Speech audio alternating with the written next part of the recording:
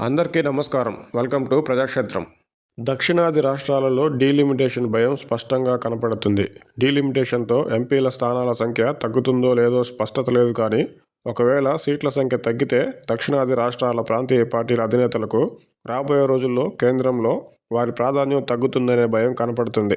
డీలిమిటేషన్తో నష్టపోయే అవకాశం రావడానికి జనాభా తక్కువగా ఉండడమే కారణంగా చెప్తూ ఇప్పటికిప్పుడు వీలైనంత త్వరగా పిల్లల్ని కనాలని ప్రజలకు, ముఖ్యంగా నవదంపతులకు ఉచిత సలహాలు ఇచ్చేస్తున్నారు. డీలిమిటేషన్తో నష్టమే జరిగితే అది పూర్తిగా రాజకీయ కోణంలోనే చూడాలి.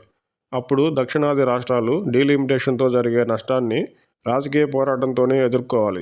అంతేగాని పిల్లలను కనాలనుకునే విషయంలో ప్రజలకు, నవదంపతులకు ఉన్న అభిప్రాయాలు ఏమిటో, ఎందుకు ఎక్కువ మంది పిల్లలను కనడానికి అయిష్టత చూపుతున్నారనే అసలు అంశాల జోలికి పోకుండా సిగ్గుపడకండి, పిల్లల్ని కనండి అంటూ రోజూ చెప్పడం ద్వారా పిల్లల్ని కంటారని, తద్వారా డీలిమిటేషన్తో వచ్చే నష్ట నివారణ, భవిష్యత్తులో దేశంలో జనాభా తగ్గుదల సమస్య పరిష్కారం అవుతాయని భావించడం అంతగా శ్రేయస్కరం కాదేమో.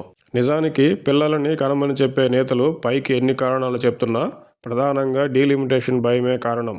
గతంలో పరిస్థితులు ఏమో గానీ ప్రస్తుత సమాజంలో ఒకరు లేదా ఇద్దరు పిల్లలు చాలనుకోవడానికి ప్రధాన కారణం కొన్ని దశాబ్దాలుగా ఉన్న ప్రభుత్వాల తీరే ప్రధాన కారణం. దాంతోపాటు ఆర్థిక, ఆహార, ఆరోగ్య, విద్య, సామాజిక భద్రత వంటి ఇతర ముఖ్యమైన కారణాలు ఉన్నాయి. దేశంలో ఇప్పటికీ పౌష్టికాహార లోపంతో ఉన్న చిన్నారుల సంఖ్య, పేదరికంలో దేశం స్థానం తెలిసిందే కదా.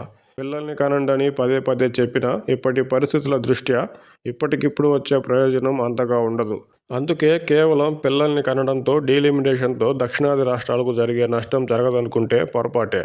కాబట్టి దక్షిణాది రాష్ట్రాలు ఉమ్మడి కార్యాచరణతో కేంద్రంపై రాజకీయ ఒత్తిడితోనే కొంతమేరకు అయినా డీలిమిటేషన్ నష్టాన్ని అడ్డుకోగలరు.